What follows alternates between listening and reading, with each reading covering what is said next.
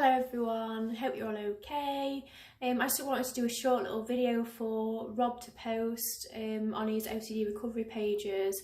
I do get quite a few messages after he posts my story about OCD, and whilst I'm giving out replies, I thought if I do a video as well, it might just give a bit more insight to my own overview of OCD and my individual recovery. So yeah, basically in a nutshell, I've suffered with OCD from about the age of 5.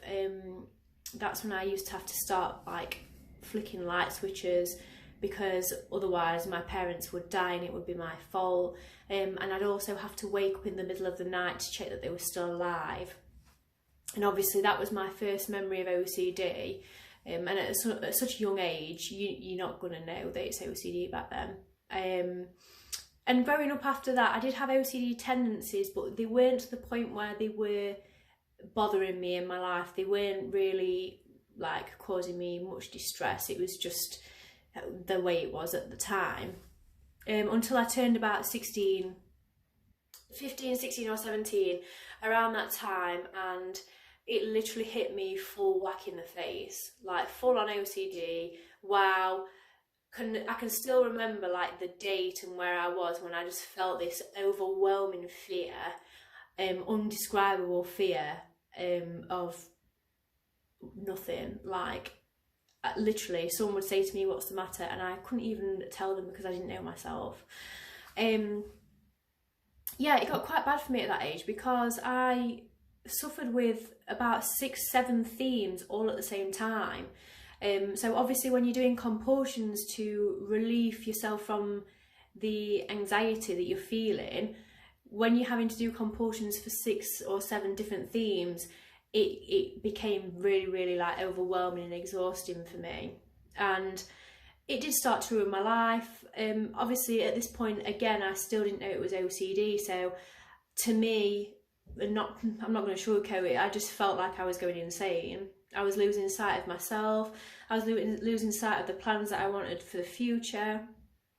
And even my personality was changing. So for me, I was quite a sociable and family-orientated person, but my OCD was making me not want to socialise. I didn't want to go and see my family. I didn't want to go and see my friends. But that was purely because of the fact that if I did, that I'd have to pretend everything was okay, and it's really hard to do when you're in the fog of OCD. And also, if I went out and socialised, it would mean that I couldn't perform my compulsions. And for this time, when I was struggling at this time, the compulsions for me were so important because they were relieving my anxiety. And, you know, even though it was short-term relief, it was still some form of relief from these horrible thoughts and urges and images that were plaguing my head. And yeah, I can remember if I didn't do my compulsions, I would feel really angry. I'd feel really distressed and overwhelmed with anxiety. It was really hard to describe. So I found myself just avoiding all social situations because at this time it was just easier for me. And so yeah, it got to the point where I couldn't drive anymore because I was just constantly pulling over and scared that I was going to hit somebody or something. Basically fear just took over my life, and it got to the point where it was really sad because I was an 16, 17, 18-year-old girl, and I was just existing. I wasn't living. I wasn't going out with my friends. I wasn't experiencing anything because I was so concentrated on these compulsions that I had to do. And as we all know, the main compulsions are, you know, check-in, avoidance, reassurance. Reassurance was a big one for me. I can remember I joined a lot of forums and I'd be on them till about 3-4 o'clock in the morning, just seeking reassurance from other OCD sufferers that I did indeed have OCD and these things weren't going to come true. And it was getting to the point where I was so tired, I was so exhausted, and I knew then that something was severely wrong because I had to carry out these compulsions for 11 hours a day, from every waking minute to when I went to sleep. And it got to the point where I just wanted to sleep all the time because that was the only way that they weren't bothering me, is because I was asleep. And that's quite sad when I look back now. I do feel wow, that's how bad it got. How sad is that?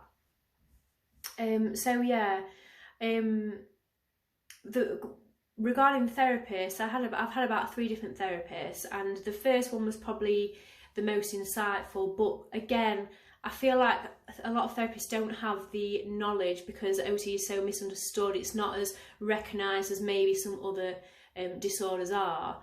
But yeah, she basically told me to just remember that thoughts are thoughts and they're of no importance.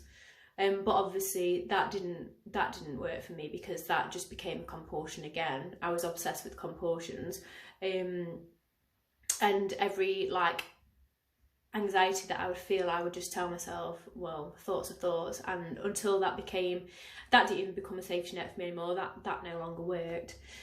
So I remember thinking, oh God, like, am I ever